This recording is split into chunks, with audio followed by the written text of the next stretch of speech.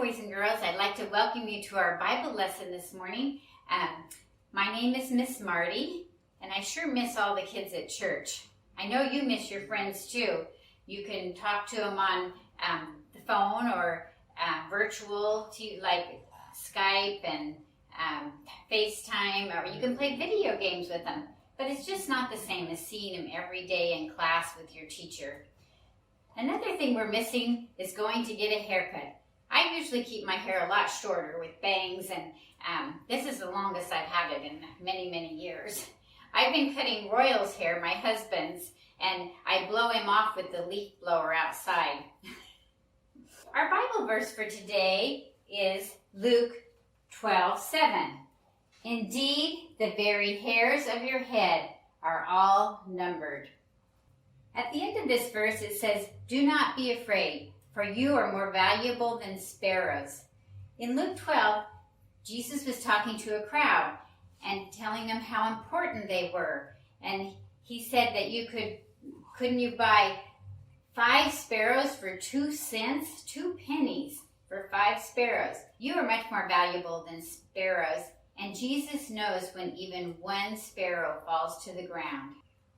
I was wondering how many hairs we had on our head. I looked it up. It says the average person has about 2,200 strands of hair for every square inch of your scalp. Now that is way too many to count. Our hair is very useful. It provides heat for our heads and also cools our heads when we're hot and we sweat. It also protects us from the sun rays. The Bible says that God knew you even before you were born. He knows everything about you. He has a purpose for your life, and He gave you many talents to use for Him. He wants you to follow Him and to be like Him. My favorite chapter in the Bible is Psalms 139. So if you have your Bibles, you could turn to that.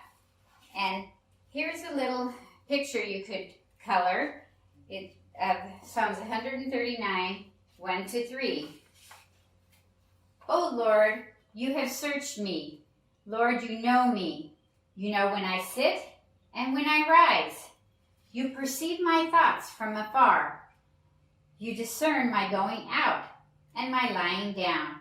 You are familiar with all my ways. Before a single word is on my tongue, you know it completely." It's hard to imagine that God knows everything about us. He knows who I am and what I will be. He knows when I sit and when I stand. He knows my thoughts and what I'm going to say. He knows everything I do, even the bad and the good stuff. And He forgives me for the things I do wrong when I make a mistake. And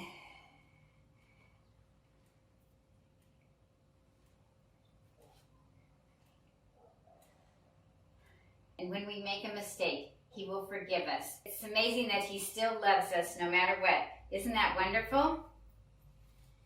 I know we like to have friends. We like to be included. We want to join in games together and have people listen to what we say.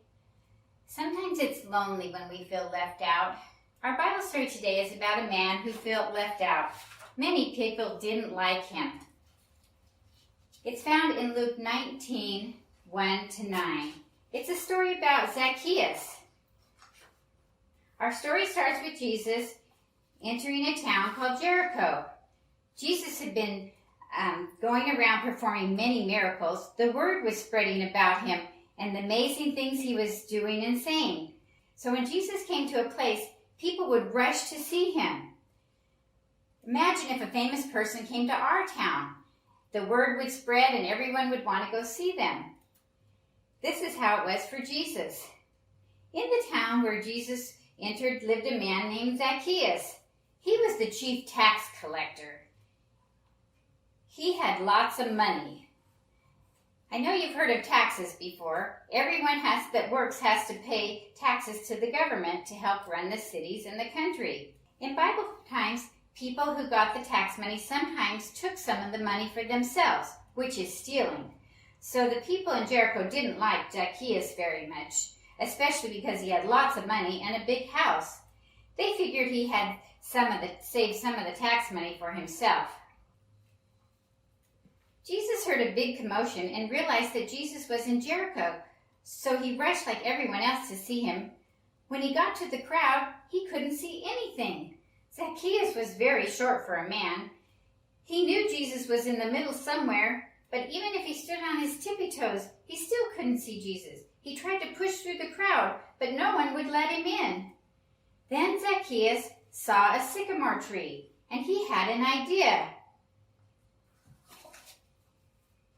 He climbed to the top of it and sat on a branch. It might seem strange for a grown man to climb a tree, especially since he was an important person in government, but he didn't seem to care. He did it anyway.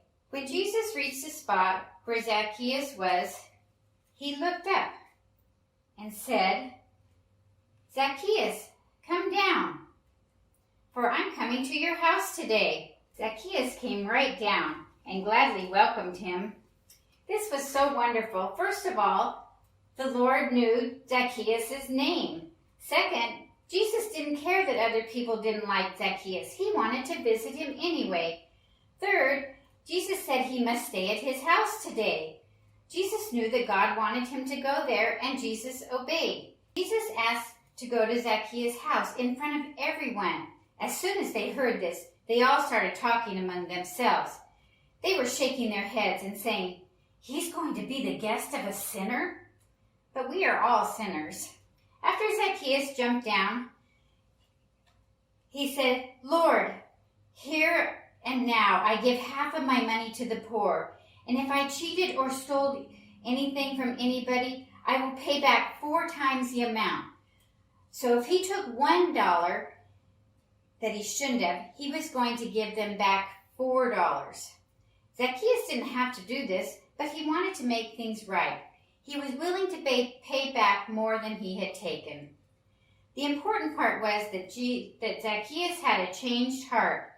When Jesus heard this, he said, "Today salvation has come to this house, because this man too is a son of Abraham. For the Son of Man came to seek and to save what was lost." Jesus meant that he had forgiven his sins, and that even though people didn't think Zacchaeus was good, God loved him and knew that his heart was good. The very last part that Jesus said he came to seek and to save the lost, that was the whole point as to why God sent his son Jesus to earth, to find those who didn't know him and to show them that God loved them and would forgive them, and they could live in heaven with him forever. You are special, and your name is special. Do you know what your name means? Have you ever wondered why your parents gave you that name? Sometimes parents might name you after a family member, like a grandfather or an uncle. A lot of times our parents name us after a famous person. And sometimes they just name their kids a certain name because it sounds good. Sometimes parents name us after people in the Bible because they like that particular Bible character, and they would like us to be like that person in the Bible. Were any of you named after a Bible person? Back in the Bible times, people often named their children Bible names that described what they wanted them to be like when they grew up. Our story today, we learned that Zacchaeus, whose name meant pure, innocent, and righteous. His parents named him that because they hoped he would grow up to be a good man. But Zacchaeus had made a lot of bad choices and big mistakes. He cheated and stole money. Zacchaeus was far from pure, innocent, and righteous. He felt terrible for the things he had done and promised Jesus he would make things right. Jesus knew Zacchaeus even before he met him, and he forgave Zacchaeus. Jesus knows your name and cares about you. Have you ever wondered what your name means? We don't think much about the meaning of our names nowadays, but you can look it up on the internet. It's fun to do. I looked up some of your names. Abigail means gives joy. Isaac means laughter. Riley, brave. Sarah, princess. Dakota, friend. Jeff, peaceful. Jennifer, fair one. And Hannah, favor and grace. Today I'm going to show you some name art. You learn to write your name in kindergarten or maybe before, and you put your name on things that belong to you, like your homework or your binder or even a cup that you want to reuse. The first craft is Snowflake Art. I made this out of my name.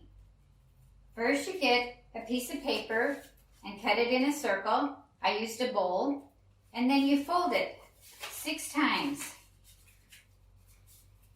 And you write your name in pencil, starting with the beginning and small, and it gets bigger. But you have to touch the letters on the top and the bottom. This is Sienna's name. See, I cut out in between, but you have to leave part of the bottom and top of each letter together so it stays together. Otherwise, you'll cut off your letters. Let's see what this turns out when I open it. It really looks cool. You know, all snowflakes are unique and different, and so are your name patterns. See how pretty Sienna's name turned out in a snowflake? You can also take a piece of paper and fold it in half, and if you know cursive, you could write it or print it. This is my name, Martie, and I cut along the tops and bottoms. On my eye, I put a heart, and when I open it, it looks really cool too. This is called metal sculpture. And I put Kyle's name on this. First, you might have your parents help you with a glue gun to make the letters stand out. And you put a piece of foil over the top, pretty loose so that you can press it into the letters. And then I painted it with paint. Another way you can make your name is out of Play-Doh. This is Hannah, and I just rolled the Play-Doh in different colors and glued it to a background like a star.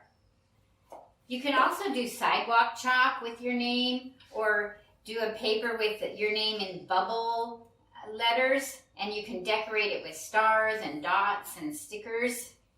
The last one I want to show you is Isaac's name. I made it like a road. I used marker or paint, and I didn't paint in the white lines, and I put little cars on it when he can hang it in his room if he wants. There's all kinds of fun things you can do with your name. For our snack today, I have a sycamore tree for Zacchaeus.